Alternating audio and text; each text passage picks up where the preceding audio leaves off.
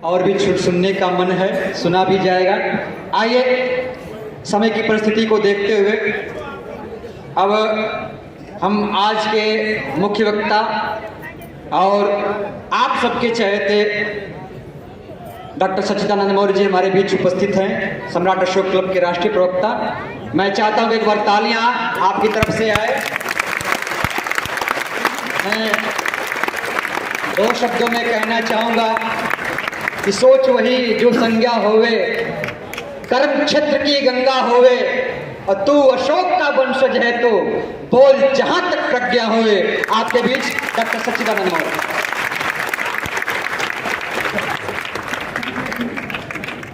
है किसी का दे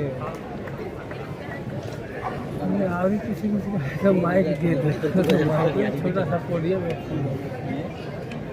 हमने नीचे तो 4000 लोग कम नहीं बैठे हैं, 2000 से। आज क्या है?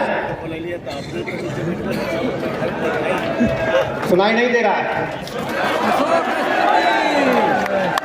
अभी भी सुनाई नहीं दे रहा। तो एक जोरदार ताली के साथ उत्सव को महोत्सव में दर्ज किया।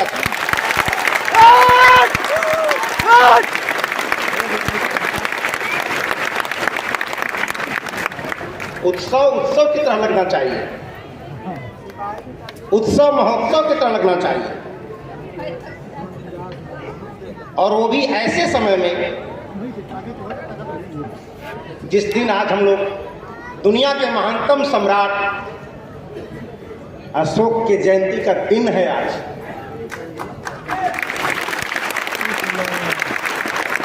और ऐसे व्यक्ति के उपस्थिति में हम मना रहे हैं जिन्होंने सम्राट अशोक को आज़ादी के बाद पहली बार इतना बड़ा गौरव प्रदान किया है, राष्ट्रीय अवकाश घोषित करके।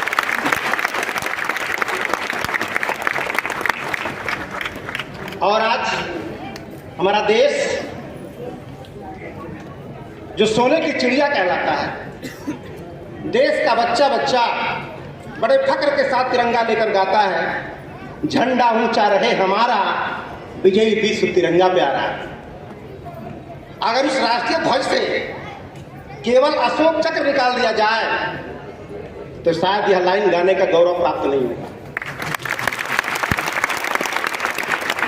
अशोक चक्र इस तिरंगे में है, इसलिए गाना को हम गा पाते हैं, इसलिए बड़ा ही गौरव का क्षण है। और अशोक को पहचानने में हम लोगों ने बड़ा लंबा समय लगाया। और आज हमारे बीच हम सबके मार्गदर्शक, जिनको मैं व्यक्तिगत तौर पर अपना आइकॉन मानता हूं, बिहार प्रदेश के मुख्यमंत्री नीतीश कुमार जी को। इनके पास जो बैलेंस है, इनके बैलेंस का मैं कायल हूं, इनके संतुलन का मैं कायल हूं। पहले बार एक ऐसे इंसान को मैंने देखा कि इनका जो भी निर्णय होता है उसमें स्वाभिमान बहुत ही तगड़ा होता है।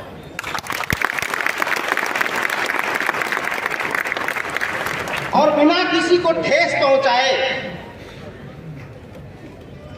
बिना किसी को आघात पहुंचाए अपनी बात कैसे कहना है, ये आपसे सीखता हूं मैं।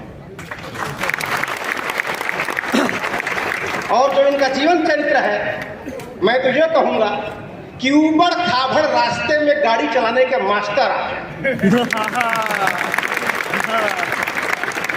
रास्ता ऊबड़ खाबड़ हो, परिस्थितियां विपरीत हो, तो गाड़ी कैसे चलाई जाती है, ये आपसे सीखता हूं। और लंबे समय के बाद आज हम लोगों ने आपको पाया है, तो निश्चित है कि हम लोग छोड़ेंगे नहीं आज।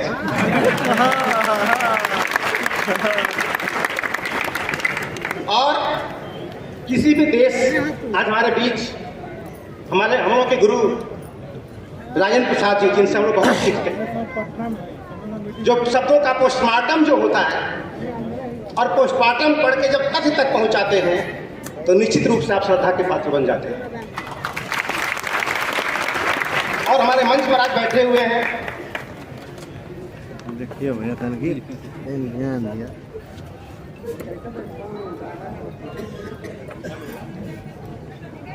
बिहार प्रदेश के माननीय मंत्री आलोक मेहता जी, भूमि राजस्व भूमि सुधार विभाग, मैं सम्राट अशोक क्लब की तरफ से आपका तहे दिल से अभिनंदन करता हूँ।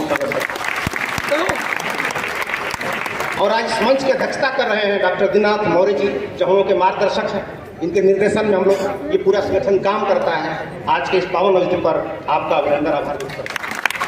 आज हमारे बीच बाबू जगदेव प्रसाद जी का नाम हम लोग सुनते थे, लेकिन उनकी प्रतिनिधि के रूप में आज उनकी सुपुत्री आज हमारे बीच बैठी हुई हैं, मधु सिंह जी। मैं तहे दिल से आपका अभिनंदन करता हूं। हमारे महासचिव शत्रुघ्न साक्य जी, जो अनुशासन के प्रतीक माने जाते हैं, उनका अभिनंदन करता हूं, स्वागत करता हूं। और आज हम लोगों का सौभाग्य है कि इस सम्राट अशोक के सिद्धांतों को एक व्यापक रूप देने के लिए हमारे बीच उपस्थित हैं मोहम्मद अनीसुर रहमान कासमी सर। बहुत बहुत अभिनंदन, आपका स्वागत करता हूं आपका। डॉक्टर वीरेंद्र जी हमारे बीच बैठे हैं। इन सारे लोगों का अभिनंदन करते हुए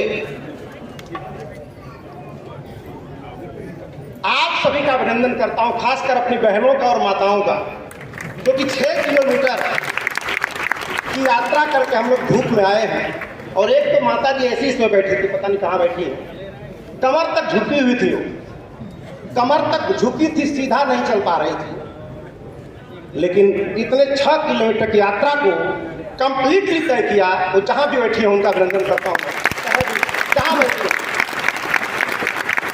आपको देख के प्रेरणा मिल गई, जब ये चल सकती है तो हम लोग क्यों नहीं चल सकते।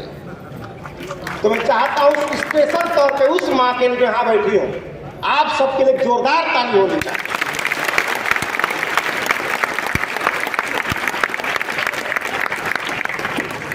तत्पश्चात उन सारे लोगों का अभिनंदन करता हूं जिन्होंने इस कार्यक्रम को अपना आर्थिक समय हर तरह का सहयोग दे करके इस उत्सव को महोत्सव बनाने की कोशिश की है।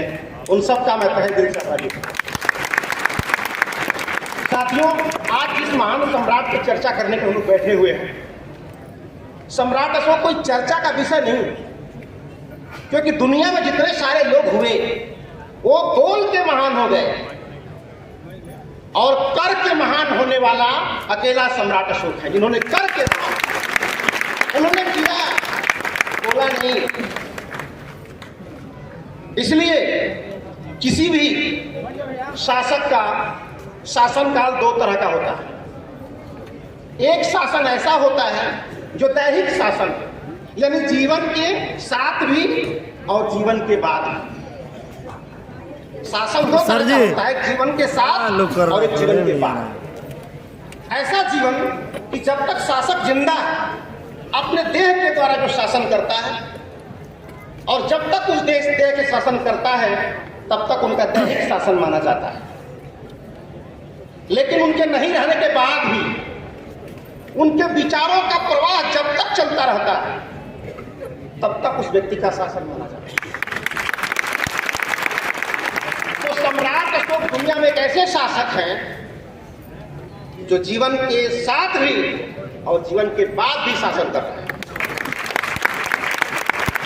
जब तक वो जिंदा थे अपने देश से शासन किया और दुनिया का कल्याण किया। लेकिन आज वो नहीं है। जब नहीं है फिर भी हमारे देश में जो राष्ट्रीय ध्वज है उसमें चक्र है, और जो देश की राजमुद्रा है उसमें अशोक स्तंभ का शीर्ष हिस्सा है। तो इस देश की राजमुद्रा में अशोक स्तंभ और राष्ट्रीय ध्वज में अशोक चक्र इस बात का प्रमाण है कि सम्राट अशोक का शासन, उनके विचारों का प्रवाह आज भी देश में चल रहा है। लेकिन अफसोस की बात है कि हम लोगों ने राष्ट्रीय मुद्रा में अशोक स्तंभ को स्वीकार कर लिया, अपना लिया, राष्ट्रीय ध्वज में अशोक चक्र को अपना लिया। तो अशोक चक्र तो हमने अपनाया, लेकिन अशोक के चरित्र को आज तक नहीं अपनाया। अगर अशोक का चरित्र अपनाते तो शायद हमारे पड़ोसी देश आज हमारे दुश्मन नहीं होते, दुश्मन नहीं होते। क्योंकि जिसने पूरा वसुधैव को, पूरी वसुधा को अपना परिवार मान लिया, इन्होंने ये कह दिया कि समस्त प्रजा हमारी संतान है, और संतान जब कह दिया तो क्या बच गया? आप किसी को अपना बेटा स्वीकार कर लेते हो तो क्या बच जाता है? फिर अपने बेटे के लिए जो करना है आदमी करता। तो जब जिस राजा ने पूरी समस्त प्रजा को अपना संतान मान लिया, बोला कि जैसे मैं अपने बेटे को सुखी देखना चाहता हूं, समृद्ध देखना चाहता हूं, उस तरह पूरी प्रजा को मैं सुखी देखना चाहता हूं। और सिर्फ कहा ही नहीं, ये करके दिखाया। इसलिए दुनिया में लोक कल्याणकारी शासन की जो परिकल्पना है वो सबसे पहले सम्राट अशोक ने। और लोक कल्याण, बहुत सारे लोग कहते हैं जन कल्याणकारी करना, रोज आना है। सम्राट अशोक जन कल्याणकारी शासक ही नहीं थे, वो लोक कल्याणकारी शासक थे। और लोक कल्याण में जीव जंतु सब आ जाते हैं। 250 किलोमीटर। और बाद में आजादी के बाद हमारे देश का जो संविधान है, एक्चुअल में उस सम्राट अशोक के विचारों का ही प्रोग्राम खत्म होगा, जाएंगे खाना वाना खाएंगे। और उस विचारधारा को बहुत बैलेंस करते हुए, जब जहाँ की जरूरत पड़ती है, 35 लोग आए हैं। समाज में कब कैसे उतारना है, 35 लोग उसको कैसे रूप देना है, ये बड़ी ही बुद्धिमानी के साथ हमारे मुख्य अतिथि महोदय नीतीश कुमार जी बहुत ही सभ्यता के साथ उसको आगे बढ़ाने की कोशिश कर रहे हैं। आज हम लोग हमको बड़ी खुशी है। एक जमाना था सम्राट अशोक को जानकारी है, कोई कुछ लिखता है, कोई कुछ इसी पाटलिपुत्र राजधानी, हम भारत के लोग हैं, हमको खुद ही सबको पता नहीं था कि पाटलिपुत्र है कहाँ, सबका चेंज कराओ। अच्छा लगा। इसकी खोज किसने किया? हो रहा है, भारत के लोगों ने नहीं किया। लंदन में बैठ के, जिसकी चर्चा अभी राजन सर कर रहे थे, का नाम बड़े साहब, लंदन में बैठा व्यक्ति सोच रहा था कि वो राजधानी कहाँ है, नाम दूसरा था, वो क्लासिकल कैपिटल कहाँ है, क्या नाम? अब कहाँ खोज? तो जो दस्तावेज दुनिया में उपलब्ध थे, यात्रियों के, फायान के, वेनसांग के, एथिंग के, उन सारे रिकॉर्डों में गया से दूरी कितनी है, कुशीनगर से दूरी कितनी है, और जगहों से दूरी कितनी है, वो सब लिखा। 21 साल से प्रोग्राम होता है। और सारी दूरियों के हिसाब से उसने पूरे नपवाया अपने अधिकारियों के माध्यम से। और नपवाने के बाद जब यह तय हो गया कि यही वो पाटलिपुत्र है जहाँ अशोक शासन करते थे, आपको बताऊं, वो लंदन का व्यक्ति अपना पूरा वस्त्र निकाल दिया, अब नंगे बदन उस धरती पर सो गया, चाहे किताब नंगे बदन सो गए उस धरती पर। यही वो धरती है जहाँ पे अशोक शासन करते थे। किसी का कैपिटल ये आस्था है बाहर के सामने, गेट के सामने। उस पाटलिपुत्र को हमें खोजना था, हमारी ड्यूटी थी। इधरिया से लोग जगह छोड़े, उधरिया जगह दूसरे लोगों ने।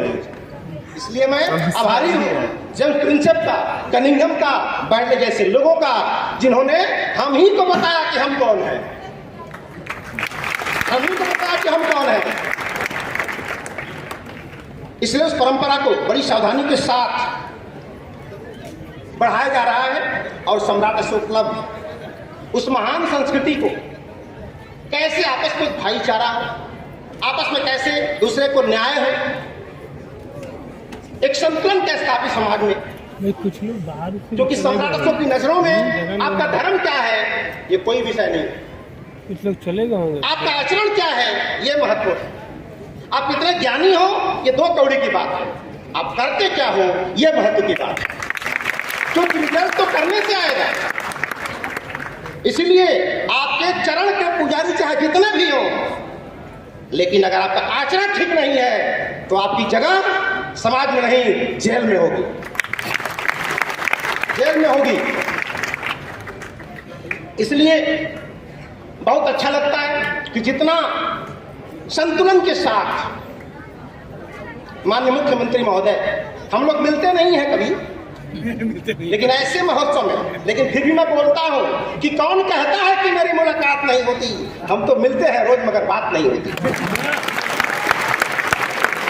क्योंकि कार्य बोलता है, कार्य बोलता है। आपने कार्य किया मैंने सुन लिया, आपने जो किया हमने देख लिया, मिलना कोई जरूरी नहीं है, लेकिन राजकीय अवकाश घोषित करके और आपने जो जयंती में आज उपस्थिति दर्ज की है, सच तो ये है कि हम लोग इस जयंती को दिल से मना रहे हैं। लेकिन इस जयंती को मनाने के होड़ से लग गई पूरे देश में, होड़ लग गई। ये अलग बात है कि हम लोग दिल से मना रहे हैं और कुछ लोग दल से मना रहे हैं। बात है कि हम लोग दिल से मना रहे हैं, सब लोग दल से मना रहे हैं। और ये भीड़ लाइव नहीं गई है, ये भीड़ आई है।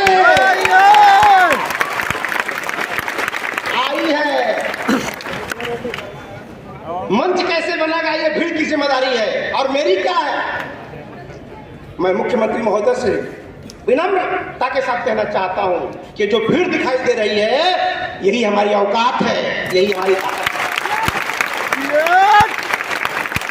और एक घटिया में आप गए थे 2 फरवरी को, आपने एक होमवर्क दिया हम लोगों को, आपको नहीं याद होगा शायद, लेकिन हम लोगों ने लिख लिया उसको इतिहास के अपनी किताब में, कि जिस तरह से सम्राट अशोक क्लब काम कर रहा है, जिस महापुरुषों को प्रेरणा का स्रोत बनाया है, उस महापुरुषों में इतनी ताकत है, उनके विचारों में ताकत है, और जिस तरह से अनुशासित तरीके से सम्राट अशोक क्लब काम कर रहा है, अगर इसी तरह करता रह गया तो 60-70 साल में देश के हर गांव में पहुंच जाएगा। और वो 70 साल तो हमने अपनी डायरी में लिख लिया है। और आपने कहा था कि सम्राट अशोक क्लब संगठन छोटा भले हो सकता है, लेकिन इसका विचार बड़ा है। और देश में कुछ ऐसे संगठन हैं जिनका संगठन बड़ा हो सकता है, विचार बड़ा छोटा है। आप लोगों से कहना चाहता हूं, अगर सही मार्ग पे आप हैं, आपका विचार सही है, नियत सही है, तो आज भीड़ कम रहेगी, कल भीड़ आ जाएगी। और आपका विचार गलत है तो आज आपके पास भीड़ है, कल चली जाएगी। इसलिए सम्राट अशोक जैसे आदमी को हमने पकड़ा, एक ऐसा बैलेंस। वो कहते हैं कि किसी भी धर्म का कर्मकांड क्या है ये महत्व नहीं है, उसका अनुयायी कितना है महत्व नहीं है, उसका दृष्टिकोण क्या है, कोई संबंध नहीं, उसकी नियत क्या है। और भारत तो सौभाग्यशाली है, जहां लोग धर्म को फोकस कर रहे हैं, जहां अधिकारियों को लगा दिया गया है कि आप लोग बनाओ, अब अधिकारी अपना काम छोड़ के मनाए गए। तो मैं ये चाहता हूं कि जिस तरह से हमारे मुख्यमंत्री महोदय ने राजकीय अवकाश घोषित कर राजकीय पर्व बना दिया है, आप लोग मेहनत करके इसको सामाजिक पर्व बना दो, सामाजिक पर्व बना दो, ताकि सरकार भूल भी जाए तो हमें नहीं भूलना। ये हमें होना चाहिए। इसलिए आज जो अशोक ने जो धर्म की बात बोली, आप कभी भी अपनी बात को, अब सोचो अशोक चक्र तिरंगा में क्यों आया? क्या अकेला चक्र था क्या? भारत में बहुत सारे चक्र थे, भारत में बहुत सारे चक्र थे जो लाए जा सकते थे तिरंगा में, लेकिन वो सारे चक्र हिंसा के प्रतीक थे, हिंसा का प्रतीक था। जब भी उंगली से बाहर निकलता था तो किसी न किसी की हत्या करता था। जब बोलता है तो लोक कल्याण करता है, इसलिए देश के राष्ट्रपति है। और क्योंकि देश हमारे संविधान का सपना है वेलफेयर स्टेट की स्थापना करना, लेकिन आज लोग वेलफेयर स्टेट की स्थापना न करके वेलफेयर रिलीजन की स्थापना कर रहे हैं। वेलफेयर स्टेट की नहीं, वेलफेयर रिलीजन की स्थापना कर रहे हैं, जो ऐसा होना ठीक नहीं है। इस देश में सारे लोग रहते हैं और सबको सम्मान के साथ जीने का अधिकार है, सबको सम्मान के साथ जीने का अधिकार है। हमने माना कि गीता एक पवित्र ग्रंथ है, हम सम्मान करते हैं उसका। कुरान एक पवित्र ग्रंथ है, हम सम्मान करते हैं उसका। लेकिन गीता और कुरान के अनुयायी जब आपस में लड़ते हैं, झगड़ते हैं, तो उनके झगड़ों को सुलझाने की क्षमता न गीता में है न कुरान में। वो कहते हैं भारत के संविधान। यही बात है उसी तरह में। और आप सौभाग्यशाली हो, हम सब खुशकिस्मत हैं कि हम संविधान मंच पर रखकर उसकी पूजा करते हैं। सम्राट अशोक क्लब तो भारत का पहला ऐसा संगठन है जिन्होंने मंचों पर लाकर संविधान को स्थापित किया है। जबकि आजादी के समय में ही ये काम हो जाना चाहिए। पोलियो का जब कानून बनाया गया कि पोलियो जाना चाहिए, तो पोलियो का खुराक लोग गांव जाके नहीं, दिल्ली में जाके नहीं पिए, छोटी समितियां बनाई गई, तब भी लोग नहीं पिए पोलियो का ड्राप। घर घर में घुस घुस के पिलाया गया, उंगली पे दाग लगाया कौन पिया है कौन नहीं पिया है। उसी तरह जब भारतीय संविधान बना तो संविधान की भावना क्या है, संविधान चाहता क्या है, इस भावना को भी गांव गांव जाना चाहिए था। और उंगली में दाग लगाना चाहिए कौन कौन इस भावना को जानता है, कौन कौन नहीं जानता है। खैर, जो लोग नहीं कर सके तो चूंकि हम तो प्रियदर्शी सम्राट अशोक के वंशज हैं। और प्रियदर्शी का मतलब ही होता है केवल प्रिय को देखना, केवल सकारात्मक देखना, नकारात्मक की तरफ ध्यान न देना। प्रियदर्शी का वर्ड में नहीं होता, प्रिय मतलब अच्छा, सकारात्मक, और दर्शी माने देखना। तो दुनिया में कोई सूक्ष्मदर्शी होगा, कोई दूरदर्शी होगा, लेकिन सम्राट अशोक क्लब तो प्रियदर्शी है। और उसी प्रिय दर्शन को देखने की कोशिश कर रहे हैं। और जिनका विचार इन विचारों से मेल खाता है, जो प्रिय दर्शन चाहता है, वो हमारे साथ चढ़ जाता है। और उन्हीं में से हमारे मुख्यमंत्री महोदय हैं। तो बहुत ज्यादा नहीं कहूंगा, क्योंकि बहुत दिनों के बाद हम भी मिले हैं। तो आपको सुनना है कि नहीं सुनना है सर को? सुनना है। तो मुख्य अतिथि हमारे बीच में बैठे हैं, इसका एहसास कराना होगा आपको।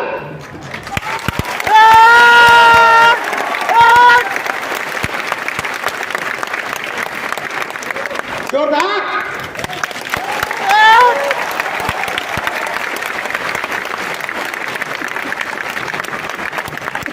बहुत बहुत धन्यवाद, थैंक यू।